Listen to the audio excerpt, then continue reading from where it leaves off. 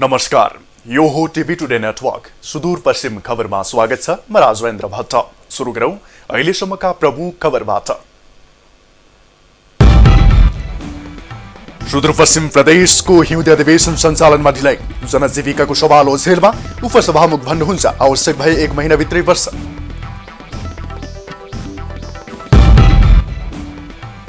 सीमा सुरक्षामा सरकारको तदारुकता बढ्दो, कैलालीको सीमावर्ती क्षेत्रमा बीओपी थपिँदै अवैध चोरी तस्करी समेत नियन्त्रणमा आएको प्रहरीको दावी।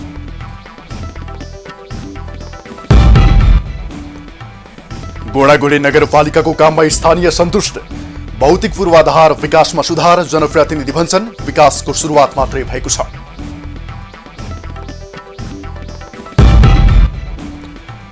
दार्चुलाका विद्यालय सञ्चालनमा स्वास्थ्य सुरक्षाका मापदण्ड पूर्ण रूपमा लागू हुने, लामो समयपछि विद्यालय जान पाउँदा विद्यार्थी हर्षित।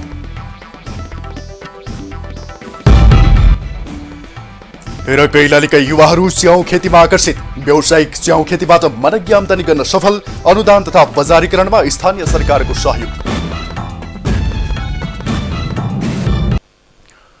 अब सुदूरपश्चिम खबर विस्तारमा। सुदूरपश्चिम प्रदेश सभाको हिउँदे अधिवेशन सञ्चालनमा ढिलाइ भएको छ। बजेट अधिवेशन सकिएको 3 महिना बिते पनि प्रदेश सभाको हिउँदे अधिवेशन सञ्चालन हुन नसकेको हो। गत साउन 31 गते प्रदेश सभाको 6औं एवं बजेट अधिवेशन अन्त्य भएको थियो। हिउँदे अधिवेशन सञ्चालनमा ढिलाइ हुँदा जनजीविकाका सवाल ओझेलमा परेका छन्। यता सुदूरपश्चिम प्रदेश सभाका उपसभामुख निर्मला बडाल जोशीले भने आवश्यक परे अधिवेशन 1 महिनाभित्रै सञ्चालन गरिने बताउनुभयो। प्रदेश सरकारबाट सञ्चालन हुने विकास निर्माणका काममा कुनै असर नपरेको उहाँको भनाइ छ। 6 महिना भन्दा बढी नलम्ब्याउन पाउने भन्ने व्यवस्था छ हैन।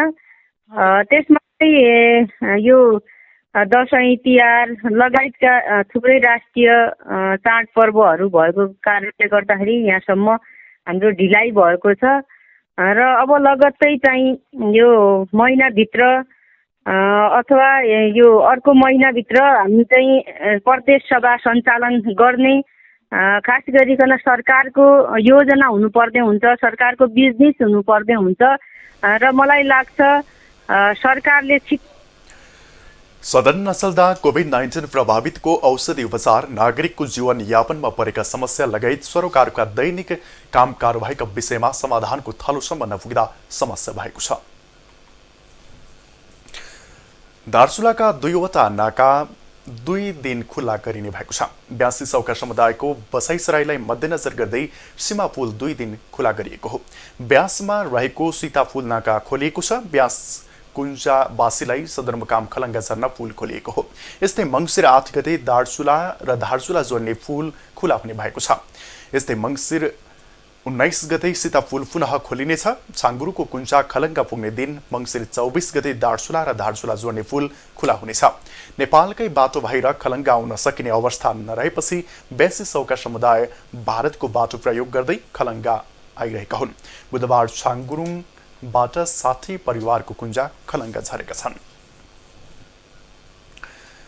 भारतसँग सिमाना जोडिएको कैलालीको सीमावर्ती क्षेत्रमा प्रत्येक 5 किलोमिटरको दूरीमा सशस्त्र प्रहरी बलको बीओपी स्थापना गर्न पहल गरिएको छ। सीमा क्षेत्रमा हुन सक्ने आपराधिक गतिविधि नियन्त्रणका साथै सीमा सुरक्षाको कामलाई थप प्रभावकारी बनाउन सीमावर्ती क्षेत्रका थप 7 ठाउँमा बीओपी स्थापनाको पहल भएको हो। सशस्त्र प्रहरी बल नेपाल नम्बर 34 गण कैलालीका प्रमुख प्रहरी वरिष्ठ परीक्षक दिपेन्द्र कुवरले भारतसँग जोडिएको धनगढीको फुन्टेघाट र कैलाली गाउँपालिकाको लट्ठाघाट, बस्जनी नगरपालिकाको हलौना घाट, टिकापुर क्षेत्रको कालाकुण्डमा थप बीओपी स्थापना गर्न लागि उहाँले जानकारी दिनुभएको छ।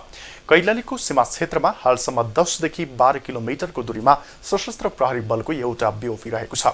सीमापारी भारतीय भूमिमा भने प्रत्येक 5 किलोमिटरको दूरीमा सीमा सुरक्षा बलको पोस्ट सञ्चालनमा रहेका छन्। पछिल्लो महिनामा कैलाली जिल्लाको सीमा क्षेत्रमा हुने गरेको अवैध चोरी तस्करी नियन्त्रणको काममा विगतको वर्षको तुलनामा सफलता मिलेको प्रहरीले जनाएको छ। कोरोनाबाट बढी प्रभावित घर परिवारलाई पौष्टिक खाना खुवाउन माइती नेपाल कञ्चनपुरले सामुदायिक भान्सा कार्यक्रम सञ्चालन गरेको छ। गरिब तथा विपन्न परिवारका महिलाहरूलाई पौष्टिक खाना खुवाउन माइती नेपाल कञ्चनपुरले सामुदायिक भान्सा तथा पौष्टिक खाना वितरण कार्यक्रम सञ्चालन गरेको हो। माइती नेपाल, UN ओवन संस्था र स्थानीय तहको सहकार्यमा दैनिक 250 जनाका दरले पौष्टिक खाना वितरण गर्ने उद्देश्यका साथ 60 दिने सामुदायिक भान्सा अभियान सञ्चालन गरिएको छ। अवस्था छ हामीले कोरोना भाइरससँग लड्न पनि हामीलाई इम्युनिटी पावरहरू चाहिने हैन, त्यसका लागि पनि दुई छाक खानै नपुग्यो भने धौधौ हुन्छ भन्ने अब त्यो सोचले गर्दाखेरि अहिले हामीले फेरि पनि 60 दिनका लागि 2 महिनाका लागि अब जहाँ जहाँ गरिब बस्तीहरू छ हैन, दलित बस्तीहरू, गरिब बस्ती जहाँ दैनिक ज्याला मजदुरी गरेर हातमुख जोड्ने परिवारहरू हुन्छ त्यहाँका महिला बालबालिकाहरूलाई दैनिक 250 जनाका दरले लगभग हामीले रोजगारी गुमाएका विभिन्न विपन्न तथा गरिब परिवारका महिलाहरूलाई यसअघि समेत सामुदायिक भान्सा कार्यक्रम सञ्चालन गरेर पौष्टिक खाना वितरण गरेको जनाएको छ। विकास निर्माणका कार्यमा सोचे जस्तो जनप्रतिनिधिहरूले काम गर्न नसकेको भन्ने गुनासो चौतर्फी सुन्न पाइन्छ। जनप्रतिनिधिको काममा जनता असन्तुष्ट छन्, तर जनप्रतिनिधि काम गरेकै छौँ भनेर सन्तुष्टि व्यक्त गर्दछन्। यता कैलालीको घोडाघोडी नगरपालिका 7 का जनता भने स्थानीय तहको कामप्रति निकै खुसी छन्। जनप्रतिनिधि भने अझै धेरै विकास गर्न बाँकी रहेको बताउँछन्। देशमा संघीयतासँगै सिंहदरबारको अधिकार गाउँमै पुगेको झन्डै 4 वर्ष हुन लागेको छ। जनताले आफ्ना समस्या सुनाउन टाढा धाइराख्नुपर्ने अवस्था छैन। स्तरमै निर्वाचित जनप्रतिनिधि छन्। निर्वाचन भएको समय बढ्दै जाँदा कतिपय ठाउँमा जनप्रतिनिधिले गुनासो सम्बोधन गर्न नसकेको भन्दै जनता असन्तुष्ट छन्, तर जनप्रतिनिधिले आफूले काम गरिरहेकै छौं भन्दै सन्तुष्ट देखिन्छन्। यता कैलालीको घोडाघोडी नगरपालिकाको वडा नम्बर 7 का जनता भने आफूले निर्वाचित गरेका वडा अध्यक्षको कामबाट सन्तुष्ट रहेको बताउँछन्। जनप्रतिनिधिले आफ्नै वडा कार्यालयको भवन निर्माण, स्वास्थ्य चौकी स्थापना, अस्थायी प्रहरी पोस्ट स्थापना, घर घरमै विद्युत उपलब्ध गराएपछि अहिले सामान्य बिरामी हुँदा पनि टाढा जानुपर्ने बाध्यता हटेको, गाउँमै प्रहरीको उपस्थितिले सुरक्षाको महसुस भएको भन्दै जनप्रतिनिधिको कामबाट सन्तुष्ट रहेको स्थानीय बताउँछन्। यहाँ सुरक्षाकर्मी आइसकेपछि यहाँ हामीलाई अलि राम्रै नै महसुस भइरहेछ। सुरक्षा अलि हाम्रो लागि पनि आएको जस्तो लागेछ क्या। अनि र वडा कार्यालय आएको कारण भन्दाखेरि अब हाम्रो वडाको सबै चिज काम गर्दाखेरि अब हामीले दरखमै पुग्नु पर्ने हुन्थ्यो। अब हाम्रो यहाँ घर नजिक, स्थानीयको घर नजिक आएको हुनाले त्यही नै राम्रो लागेछ। हाम्रो चाहिँ अब सरकारले राम्रो काम गरिरहेछ। यो जुन भत्ता दिइरहेछ, जुन चाहिँ वृद्ध अथवा अपाङ्ग रोजगार, अनि गएर चाहिँ कुनै महिलाहरूलाई चाहिँ कुनै चाहिँ रोजगार त्यो मिलाइदिएको भए हामीलाई चाहिँ अझै खुसी हुन्थ्यो। विकासको काम गर्न सुरुवात गरेको र अझ धेरै भन्दा धेरै विकास निर्माणका काम गर्नुपर्ने जनप्रतिनिधि बताउँछन्। हामीले जे भनेका थियौँ त्यो गर्न सकेका छैन। म आफैमा असन्तुष्ट छु। भन्न त मान्छेले स्मार्ट सिटी पनि बनाउने भनेको थिएँ, तर मैले स्मार्ट सिटी बनाउने भनेको थिएन। मैले जितेँ भनेपछि सामान्यतया आधारभूत कुराहरू आवश्यक के हुन् त्यसमा जोड दिनेछु भनेर मैले आश्वासन दिएको थिएँ। म त्यसमा दृढ भएर लागेको छु र मलाई यहाँहरूको पनि साथ सहयोग मिलिरहेको छ। जनप्रतिनिधिले जनताको सेवामा समर्पित भएर काम गर्ने हो भने देशको मुहार फेर्न सकिनेमा कुनै दुई मत छैन।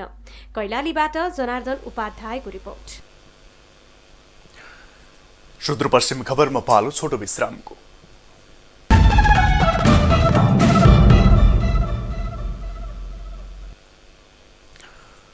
अब बाँकी खबर। सरकारले कोरोना भाइरसको असर नभएको ठाउँमा विद्यालय खोल्न सम्बन्धित स्थानीय तहलाई जिम्मा दिएपछि दार्चुलाका विद्यालय खुलेका छन्। जिल्लाका स्थानीय तहहरूले सामाजिक दूरी कायम गरेर बन्द रहेका विद्यालय पुनः खुलाउन कार्यविधि जारी गरेसँगै विद्यालयहरू खुलेका हुन्। जिल्लाको महाकाली नगरपालिकाले बुधबारदेखि सबै विद्यालयहरू खुला गरेको छ। यस्तै दुहु गाउँपालिकाले पनि बुधबारबाट नै सबै विद्यालयहरू खुला गरेको जनाएको छ भने जिल्लाको अभिहिमाल गाउँपालिकाका 23 वटै विद्यालयहरू बुधबारदेखि नै खुला गरिएको गाउँपालिकाका प्रवक्ता रविन्द्र सिंह बोहराले बताउनुभयो। उता ब्यास गाउँपालिकामा पनि विद्यालयहरू 1-2 दिनभित्रै सञ्चालनमा ल्याउने तयारी भइरहेको गाउँपालिकाले जनाएको छ।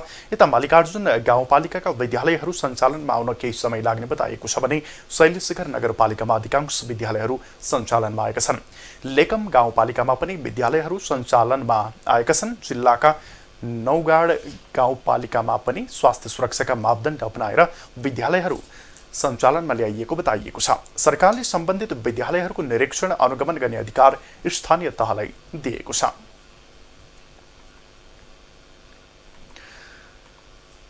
कैलालीमा हिन्दू राष्ट्र पुनर्स्थापनाका लागि दबाब दिन देशभक्त समाजले वृहत मोटरसाइकल र्याली निकालेको छ।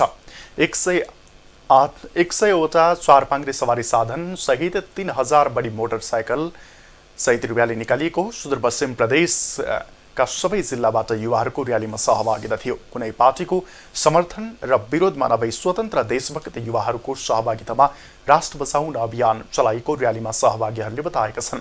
सुदूरपश्चिम प्रदेशको अस्थायी राजधानी धनगढीबाट निस्केको र्याली कैलालीकै अत्तरिया हुँदै पुनः धनगढी पुगेर कोणसभामा परिणत भएको थियो। सुदूरपश्चिम स्वतन्त्र देशभक्त समाजको आयोजनामा निस्केको जुलुस तथा र्यालीमा सयौं युवा तथा समर्थकको सहभागिता रहेको थियो। हिन्दू राष्ट्र पुनर्स्थापना, संघीयताको खारेजी र संवैधानिक राजतन्त्रको स्थापनाको मागसहित वृहत प्रदर्शन गरिएको आयोजकले बताएका छन्। अहिलेको गणतान्त्रिक व्यवस्था असफल भएको आरोप लगाउँदै गणतन्त्रले विकास र समृद्धि ल्याउन नसकेको र भ्रष्टाचार, अनियमितता, कालोबजारी बढेकाले यसको विरुद्धमा प्रदर्शन गरिएको जनाइएको छ। कैलालीका 18 सहित सुदूरपश्चिमका थप 23 जनामा कोरोना संक्रमण पुष्टि भएको छ। सेती प्रादेशिक अस्पतालको प्रयोगशालामा बिहीबार 351 जनाको परीक्षण गर्दा थप 23 जनामा संक्रमण पोजिटिभ देखिएको हो। अस्पतालका सूचना अधिकारी दिलीप कुमार श्रेष्ठले कैलालीको धनगढी उपमहानगरपालिकाका 9 जनामा संक्रमण देखिएको जानकारी दिनुभयो। उहाँका अनुसार उपमहानगरपालिकाको वार्ड नम्बर 2 का 3 जना, वार्ड नम्बर 4 का 2 जना, यस्तै वार्ड नम्बर 3, 5, 8 र 19 का 1-1 जनामा संक्रमण पुष्टि भएको छ। कैलालीकै लम्कीचुहा नगरपालिकाका 5 जना, गोदावरी नगरपालिकाका 2 जना, गौरीगङ्गा नगरपालिकाका र 1 जना, ठेगाना नखुलेका 1-1 जनामा संक्रमण पुष्टि भएको बताइएको छ। यस्तै कञ्चनपुरको भीमदत्त नगरपालिकाका 3 जना, बेलौरी नगरपालिकाका 1 जना, यस्तै बझाङका 1 जनामा पनि संक्रमण पुष्टि भएको सूचना अधिकारी श्रेष्ठले जानकारी दिनुभयो। कञ्चनपुरको शुक्लाफाटा नगरपालिका 4 असैना स्थित पिपलाडी स्वास्थ्य चौकी अस्पतालको रूपमा रूपान्तरण हुने भएको छ। 10 शय्याको अस्पताल निर्माणका लागि आवश्यक प्रक्रिया अगाडि बढाइएको छ। स्वास्थ्य तथा जनसङ्ख्या मन्त्रालयको मन्त्रीस्तरीय विशेष निर्णय अनुसार देशका 10 स्वास्थ्य चौकीलाई स्तरोन्नति गरेर अस्पतालको रूपमा रूपान्तरण गर्न लागि हो। पिपलाडी स्वास्थ्य चौकीलाई अस्पताल निर्माणका लागि मन्त्रालयले 17 लाख बजेट निकासा गरेको छ। मन्त्रालयले पठाएको रकमले अस्पतालका भौतिक संरचना निर्माण गर्नको लागि अपुग हुने भएपछि सुदूरपश्चिम प्रदेश सरकारको सम्पूर्ण कोषबाट 14 लाख र नगरपालिकाले 25 लाख रकम खर्चने भएको छ। पिपलाडी स्वास्थ्य चौकीलाई अस्पताल बनाउने भएपछि सो क्षेत्रका स्थानीयवासी उत्साहित भएका छन्। अब गाउँघरमै सहज स्वास्थ्य सेवा पाउने भएपछि स्थानीयहरू उत्साहित भएका हुन्। सुदूरपश्चिम खबरमा फेरि छोटो विश्राम।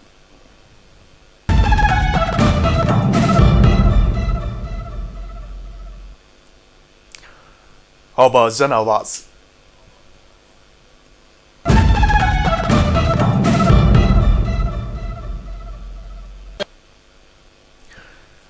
कृषकहरूलाई यति बेला हिउँदे बालीका लागि मलको खाँचो छ। धान खेतीमा मल नपाएका कृषक यति बेला हिउँदे बालीका लागि मलको जोहोमा छन्। बालीमा रासायनिक मल प्रयोग गर्ने बेला भएको छ, तर किसान मलको लागि बहुतारिन परेको छ। कृषिलाई मुख्य प्राथमिकतामा राखेको सरकारले दाबी गरिरहँदा कृषि र कृषकको अवस्था कस्तो छ त? यसै विषयमा हामीले कञ्चनपुरका केही कृषकहरूलाई सोधेका छौँ। यसमा के भन्न चाहन्छु भने सरकारले अरू कुरामा ध्यान दिनुभन्दा पनि एट फर्स्ट भनेको हाम्रो नेपाल देश भनेको कृषि प्रधान देश भएको कारणले गर्दाखेरि कृषिलाई सहुलियत गरेर जस्तै अब विभिन्न किसिमका ऋण योजनाहरू के गरेछन् त्यो लेखामा कागजमा मात्रै सीमित देखिन्छ। त्यसै यो बिउ बिजनहरूमा पनि कस्तो भने जतिखेर जतिलाई हामीहरूलाई आवश्यकता छ 10 kilo 20 kilo 25 kilo 50 kilo 100 kilo छ भने आउनुहोस् लैजानुहोस् भनेर दिनुपर्ने ठाउँमा कहिले प्रक्रिया गराउनुहोस् यो कागज ल्याउनुहोस् त्यो ल्याउनुहोस् त्यसो भन्नुभन्दा पनि कृषि प्रधान देश भए हुनाले यहाँ कृषकहरू बढी भएको हुनाले सहज रूपमा उपलब्ध गराउने वातावरण मिलाइदिनु पऱ्यो के मल जति किसानलाई चाहिन्छ त्यति मल यहाँ उपलब्ध हुन सकेको छैन के कति कारणले हो अहिले त मलमा दिने जो 12 रुपियाँ अनुदान छ त्यो पनि कटौती गरिसकेको छ र किसानले मल पाएर सहकारीमा भिड लागेको हुन्छ र किसानले समयमा मल पाउँदैनन् अहिले डिएपी मल आउनु पर्नेमा अहिले साल्टिटिङले केही मात्रामा युरिया मल ल्याएछ जे अगाडि चाहिने मल हो त्यो मल चाहिँ प्राप्त हुन सकेको छैन त्यसैले किसानको समृद्धि कसरी हुन सक्छ यसो बुझ्दाखेरि सबै चाहिँ सहकारीहरूलाई चाहिँ हस्तान्तरण गरिएको भन्छ त्यहाँ जाँदाखेरि सहकारीमा लाइन लाग्दाखेरि चाहिँ त्यहाँ चाहिँ सबै चाहिँ तिनीहरूले भन्छन् कि यहाँ आएकै छैन भन्छन् यो सरकारको खै के कस्तो गैर जिम्मेदारीपूर्ण तरिकाले चाहिँ एउटा कृषकले धेरै दुःख पाएको छ अहिलेसम्म कुनै मल चाहिँ बिउ बिजनहरू चाहिँ हामीले कुनै चाहिँ उपलब्ध चाहिँ समयमा पाएका छैनौँ होइन त्यसैले चाहिँ यथाशीघ्र सरकारसँग हाम्रो चाहिँ माग छ कि यथाशीघ्र जसरी हुन्छ यो मल खादको चाहिँ रासायनिक मलहरूको चाहिँ आपूर्ति गरिदिनु पर्यो हाम्रो चाहिँ माग छ टाढाबाट आएको छ भने उसलाई छैन भने पठाइदिन्छौँ यसमा के गर्ने यो सरकारको गल्ती हो कि जनताले के गर्ने हो खुद म आफै स्वयं म आफै गएँ हिजो हाकिम साहबलाई भेटेँ सर मलाई चाहिँ एक कट्टा दिनुहोस् भने तपाईँ समूहमा जानुहोस् अरू एकजनालाई कहाँ समूह खोज्ने सर त्यही चाहिँ अब के भन्नु केही छैन हजुरको यसमा चाहिने छानबिन हुनैपर्छ संस्थालाई चाहिने मात्र दिने अरू गरिब जनतालाई चाहिँ नमिल्ने कारण के हो धेरै जनता त्यसरी फर्किरहेका छन् ती 3 दिनसम्म बसेर पनि मान्छेले पाउँदैन अब आर्थिक खबर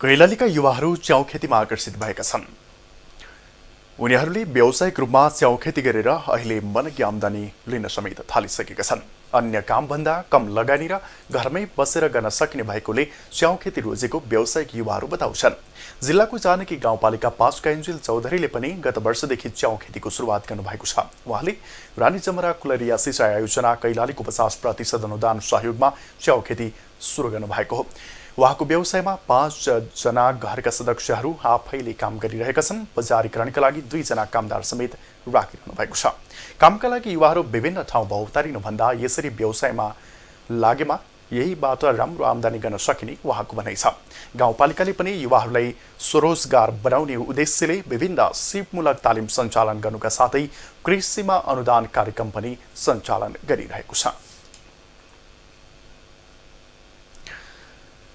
सुदूरपश्चिम खबर सकियो बिदा लिनु पूर्व प्रमुख खबर फेरि एकपटक सुदूरपश्चिम प्रदेशको हिउँदे अधिवेशन सञ्चालनमा ढिलाइ जनजीविकाको सवाल ओझेलमा उपसभामुख भन्नुहुन्छ आवश्यक भए 1 महिनाभित्रै वर्ष सीमा सुरक्षामा सरकारको तदारुकता बढ्दो कैलालीको सीमावर्ती क्षेत्रमा बिओपी थपिँदै अवैध चोरी तस्करी समेत नियन्त्रणमा आएको प्रहरीको दावी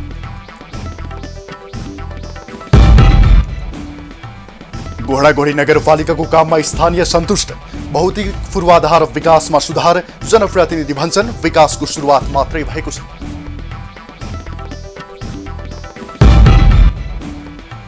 दार्चुलाका विद्यालय सञ्चालनमा स्वास्थ्य सुरक्षाका मापदण्ड पूर्ण रूपमा पालना हुने लामो समयपछि विद्यालय जान पाउँदा विद्यार्थी हर्षित र कैलालीका युवाहरू च्याउ खेतीमा आकर्षित व्यावसायिक च्याउ खेतीबाटै मनकी आम्दानी गर्न सफल अनुदान तथा बजारीकरणमा स्थानीय सरकारको सहयोग